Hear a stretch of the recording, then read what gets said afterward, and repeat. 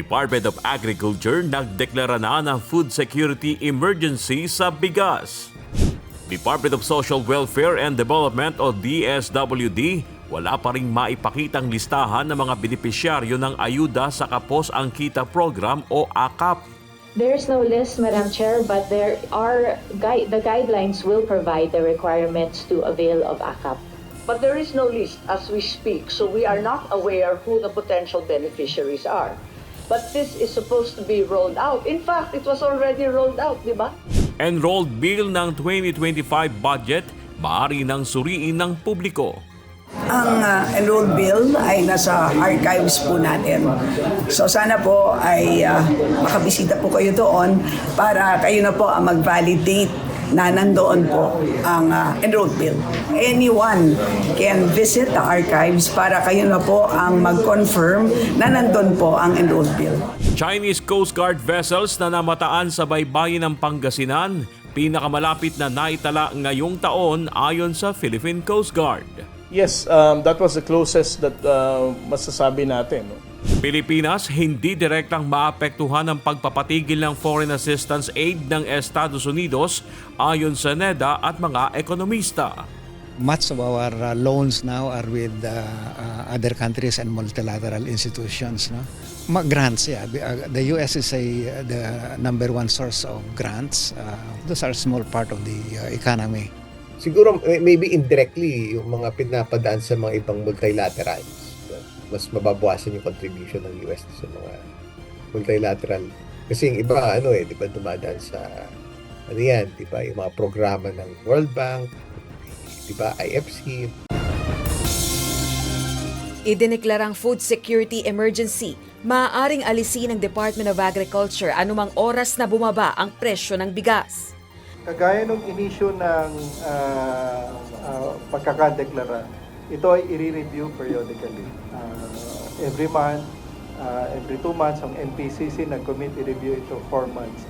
So pag nakita natin na we are already meeting the objectives nitong declaration, the Secretary may lift ito. So since this is an emergency, we want to resolve it as soon as possible. Maraming online content creators na inimbitahan ng Kamara no-show sa pagdinig ng Tri-Committee sa regulasyon sa paggamit ng social media platforms. Mr. Chairman, I might have two motions, Mr. Chairman. First motion, Mr. Chairman, is to issue a show cause order to Attorney Trixie Angeles. Attorney Angeles. Show cause ninyo. That is my first motion, Mr. Chairman. Okay, about the... I second the motion. Duly seconded. Any objection? Hearing none, the said motion is now approved. My second motion, Mr. Chairman, is for the legal department of this House to study if ever there is a violation because he is an officer of the court. And he should respect the constitutional duty of Congress. And question of legality. 3 People's Liberation Army Navy vessel ng China na dumaan sa karagatang sakop ng Pilipinas, hindi ikinabahala ng Philippine Navy. Yes, the violation is that they travel through our archipelagic waters was not expeditious. 5 buwang pagpapaliban sa parliamentary election sa Bangsamoro Autonomous Region in Muslim Mindanao o BARM, sinang-ayunan na ng BICAM. Ang in-adapt 5 months, October 13 ang halalan, pumayag ang Kamara. May mga pagbabago rin pinanukala ang Kamara na in-adapt din ng Senado. Vice President Sara Duterte, kauna-unahang vice-presidente na na-impeach ng Kamara. 215 na kongresista bumoto pabor sa impeachment kay VP Sara Duterte. There is a motion to direct the Secretary General to immediately endorse to the Senate the impeachment complaint, having been filed by more than 1/3 of the membership of the House, or a total of 215 members. Is there any objection? The chair hears none. The motion is approved. The Secretary General is so directed. The session is suspended.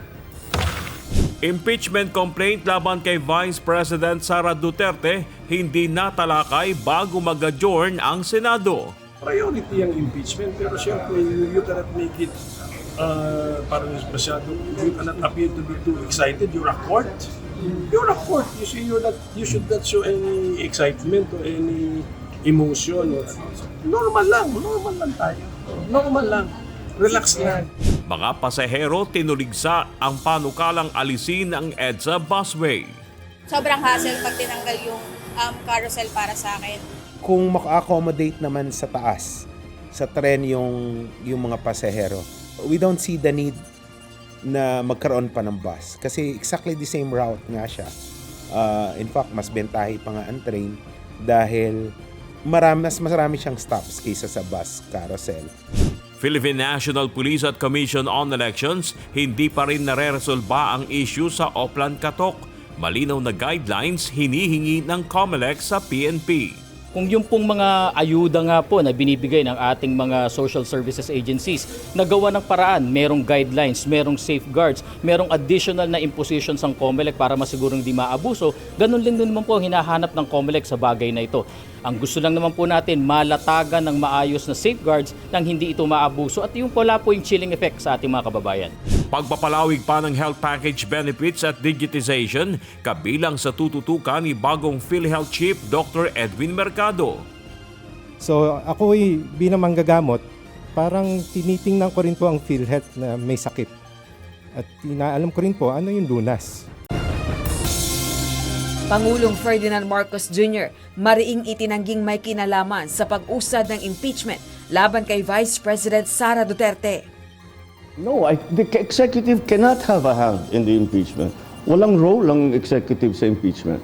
Of course, did we discuss it with the Speaker? Did we discuss it with the other congressmen? Of course. And tinatanong, anong plano ninyo? Ano ba talagang gusto ninyong gawin? And that's it. Well, nandito na ito. Hindi na namin maiwasan. Mga kongresistang lumagda sa impeachment complaint laban kay Vice President Sara Duterte, itinanggi ang sinasabing kapalit ayuda. Propaganda po yan ng kalaban ko. Wala kaming nakuhang anything. Wala pong pinangako si Speaker. Senate President Francis Chis Escudero tiniyak na tatalakayin ng impeachment ni Vice President Sara Duterte sa pagbabalik sesyon sa Hunyo. So kung may mangyayari mang aksyon o kaganapan kaugnay nito, yan ay mangyayari sa June 2, pag-resume ng Senado. Sindikatong kayang mameke ng impormasyon sa mga lehitimong government documents na huli ng pinagsanib na puwersa ng Philippine Anti-Organized Crime Commission, PNP at AFP. Ang iniimbestigahan natin dito is of course authentic na yung papeles. May katunayan, may resibo pa. But yung contents, yun ang titingnan natin kung totoo yung mga nakasulat. Pagre-resign, wala sa bukabularyo ni Vice President Sara Duterte kahit may kinakaharap na impeachment. Posibleng paglilitis, pinaghahandaan na. Wala pa tayo doon, ma'am, na masyado pang malayo yung mga ganyan na mga bagay. Nandun pa lang tayo sa pagbabasa. Dating general na sangkot sa 990 kilos ng shabu na nasa ibang bansa, gusto na umanong sumuko ayon sa Criminal Investigation and Detection Group. There are already surrender feelers regarding that matter. Pinaformalize na lang ang pagbalik ni Sir, ni General, para sa kanyang surrender. Warrantless arrest papayagan ng Commission on Elections sa mga insidente ng vote buying and selling. We are empowering you not only to arrest, but in fact, without even warrant of arrest, you can arrest. Especially kung yung maa-arresto is caught in flagrante delicto. Caught in the act, ika nga. Pagbawi sa lisensya ng rider na nakasagasa ng enforcer sa EDSA busway, ere-rekomenda ng Special Action and Intelligence Committee for Transportation. Itong pamunuan ng SAIC ay ire-rekomenda sa LTO na yung insidente ay patawan na itong motorcycle rider, yung kanyang i-revoke ang kanyang driver's license.